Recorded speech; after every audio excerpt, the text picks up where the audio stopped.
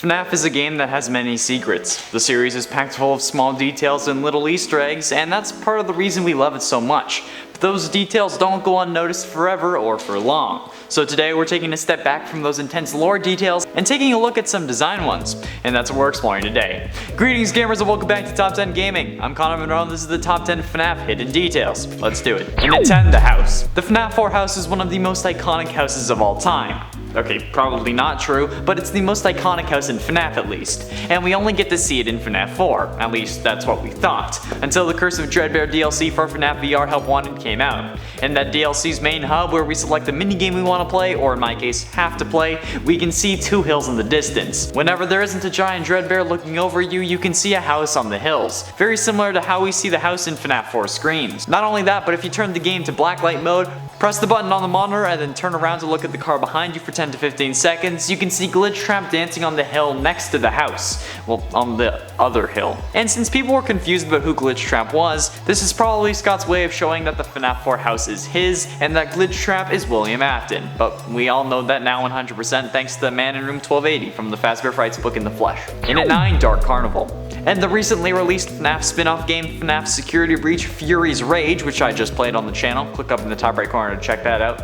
You fight as one of the 4 Security Breach animatronics against a slew of enemies. These enemies include the Clown Springtrap skin from FNAF AR's Dark Carnival event. And not only do we see the character, we can actually see the carnival in the background when they get introduced. At least in the level they get introduced. Clown Springtrap gets introduced in the second level to the game, I believe. And while scrolling through the streets, whenever the background isn't blocked by buildings in the middle, you can see the top of a tent, no doubt meant to be the carnival. Why there are so many Clown Springtraps, I don't know. Why they're after us, I don't know. And why we never see Magician Mangle or Ringmaster Foxy is another mystery. But it's still a nice little detail nonetheless. And at 8, Eyeless Animatronics. FNAF 1 has the famous Eyeless Bonnie screen that can appear during hallucinations or when you die.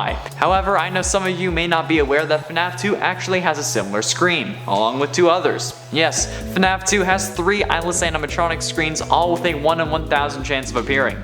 These being Eyeless Toy Bonnie, Eyeless Freddy, and Eyeless Foxy. It's interesting how Bonnie is the only animatronic to have 2 Eyeless versions, and Chica doesn't have one at all.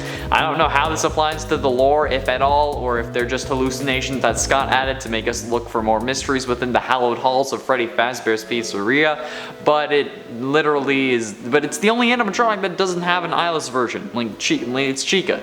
That's kind of interesting. Maybe it's because she was the first and has seen everything. Haha, so she has to have eyes because she's seen everything. And it's 7, Mask Switch. FNAF Sister Location is one of the more popular games in the series and has quite a lot going for it, basically being a turning point in the series where the game started to revolve around the Afton family even more. However, at the top of the primary control panel through most of the game, you see what will become Ennard's mask. But every so often, for some reason, it changes to Lolbit's head. I don't know why, but it can. And then it will switch back at some point. That's it really. Don't know why it changes, since it can do so before Ennard is even created, but it happens. And it's kinda hidden if you don't look up there too often, so there you go. And at 6, Lolbit Butters. While the name of the number may entice anyone who is sad that the brawler game was not called Furry's Rage, this is not about any interaction with Lolbit to make butter. Rather, in fact, in FNAF VR we can collect coins that we use to unlock various prizes at the prize counter. Upon collecting all of the coins, an exotic Butters basket will appear on the counter. On the bottom of the basket lies a button for some unknown reason. When pressed, however, you can see Lolbit's screen appear on the monitor up and to the left of the prize counter.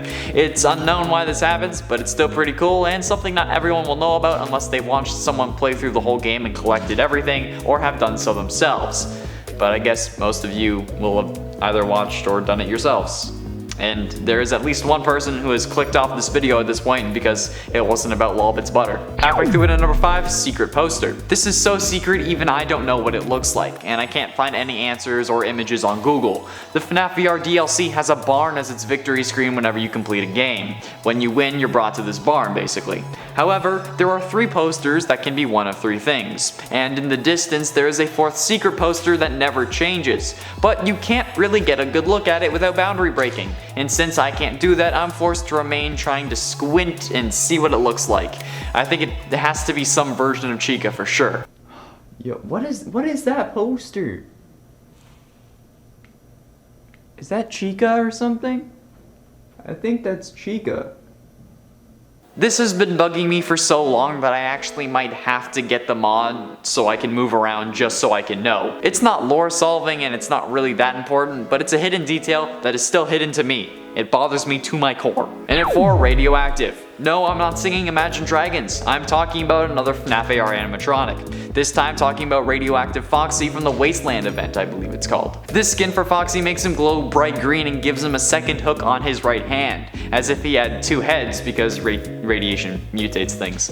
Get it? Well, the character also has a radioactive symbol on him, and I don't care how crazy this world is, there is no way an animatronic got that symbol put on them with radiation. It's an animatronic, not an organic being. So even the 2 hooks would be impossible naturally, meaning that this character was created to be radioactive, and that's probably the scariest thing of all. At least Fazbear Entertainment is doing something normal companies do, like dumping toxic waste into animatronics or something like that. This seems more normal than sending out versions of your killer to homes with families inside. With all they've done, it's nice to see them do some actual normal company things. Gotta love capitalism. That's just proper grammar. Get it? Because capital letters? No, just me? Okay. And at 3, Coffee. In FNAF VR Help Wanted, you can see multiple animatronics. However, the most interesting one is probably the coolest hidden secret animatronic, and it's Coffee, which isn't even an animatronic from the FNAF series. It's actually from another one of Scott's games which failed, like every other game before FNAF unfortunately, at least until FNAF was successful, then the other games did well also. The game from which Coffee hails is called Desolate Hope, and in that game Coffee is an autonomous service robot designed to tend to the needs of nearby humans. It basically is a sentient coffee machine that actually makes coffee. Welcome to Yog Labs. Coffee can be seen in FNAF 3 if you reload the level enough times, and he will be sitting on your desk, unable to be interacted with, and he won't actually make you coffee, which sucks because, you know, when I'm freaking out, when a 60-year-old dude trapped in an animatronic is coming after me, coffee will really settle my nerves. But I'll definitely need it if I'm working from 12 to 6, that's for damn sure. Imagine FNAF, but like real time. Dear God. And at 2, Game Link. This Easter egg was pointed out by MatPat in one of his timeline videos for Ultimate Custom Night, where he started the video spending 10 minutes downloading a fresh copy of both FNAF World and Ultimate Custom Night so that nothing had been unlocked yet. In FNAF World, you are able to dive deep into the game code and visit Old Man Consequences, who will say some things and then ultimately make you drown yourself before you can get out. This reveals a secret ending to the game and gives you a trophy for it. In Ultimate Custom Night, you are also able to visit Old Man Consequences, who tells you to leave the demon to his demons and rest your own soul. However, if you do this, you'll need to drown yourself again to leave the game. Doing this, while never even playing a second of FNAF World though, will unlock the Old Man Consequences trophy, which is odd, but might be Scott's way of saying that the game is still canon. I mean, it did talk about sentient code, and that things in-game can infect the real world, since you lay out the clues for FNAF 3, probably hinting at the fact that the game may be key in solving what the lore is going forward, since we're seeing the same sorts of things emerge. Sentient code, games affecting the outside world, and potentially working its way into ours. Finally, in at number 1, it's me.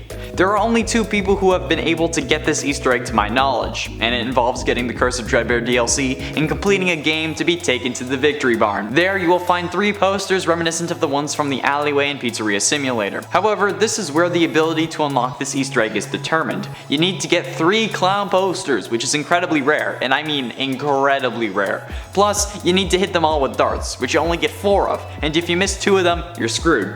I've looked for this Easter egg for hours on both my personal channel during live streams and on the live stream on this channel from before the previous lockdown, since I want to find this myself, and I want to so badly, since if you manage to do this, the barn changes to a seemingly Blacklight version, where the victory banner changes to read "It's me" and everything starts glowing because of the Blacklight. YouTubers Johnny Blocks and apparently Dawko are the only 2 to have gotten this Easter egg from what I've seen and what I've been told in the comments. Not even MatPat was able to get this, and Eddie VR wasn't really trying.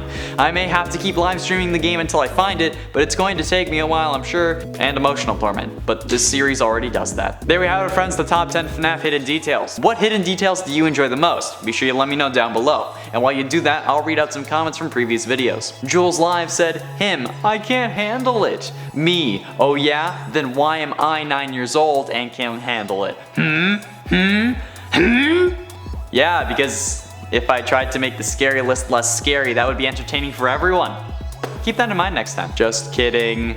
I'm not being a don't worry. Frosty Drag Games Mean Boy said, "Springtrap for Dead by Daylight would be amazing." I think so as well. While the jump scare isn't that scary in game, the character overall is pretty damn intimidating and would still kind of fit in with the Dead by Daylight world. It would also be interesting just to see a FNAF fighting game a la Mortal Kombat. I think that would be fun. Jamal Curley said, "Can we talk about how they do so much work and only have a wee bit over 500K? Thank you. I don't think most people realize how much effort we actually put into these videos. Sure, we make mistakes, but that's inevitable, and I'm constantly thinking and trying to come up with new ideas for lists and the like, especially with FNAF and the Tiny Details videos. Those take me hours. Like, it's unhealthy how much time I have to spend on those. I know there are those who want us to post more than just FNAF, but the truth is, whenever we do, the videos flop. So you should be clicking on those if you want to see more of them. But we will be covering E3, so be sure you subscribe for that if you're interested. And also thank you, Jamal, for appreciating the work that goes into these videos. I never really have a day off, even if I'm working. I'm still thinking and learning, and then I always forget to do thumbnails, so I have to do those too. It's tough, but I've wanted to do this for 10 years, so it's fine. That's all the time we have for comments today. Thank you all so much for watching. I have been Inshallah, remain Connor Monroe, and I'll see you in another video. FNAF lives in my head rent-free. These enemies include the Clown Springtrap. God damn it. However, at the top of the primary control panner, the skin for Foxy makes him glow bright green and gives him a second hook on his right hand. That's my left. Oops.